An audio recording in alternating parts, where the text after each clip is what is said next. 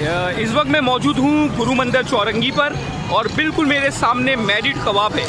Married कबाब का kitchen इस वक्त आतिशगी का शिकार है, अंदर आग लग गई है और यहाँ शहरियों की बड़ी तादाद मौजूद है।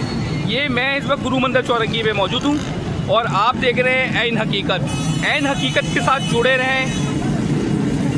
मस्जिद अपडेट है, जैसी हमारे पास आती है हम आपको बताते हैं। थोड़ा सा मेरा कैमरा मैन अगर जूम करके दिखाए, ये मैरिड कबाब के किचन में इस वक्त आग लग चुकी है। अल्लाह ताला से खैर की दुआ मांगेंगे, खैर ऑफिस की दुआ मांगेंगे।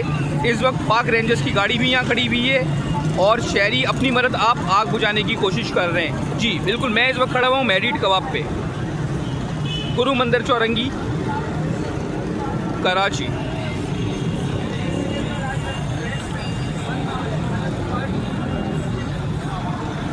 पाक रेंजर्स के रज़ाकार यहाँ मौजूद हैं और आवाम अपनी मदद आप आग बुझाने की कोशिश कर रही है।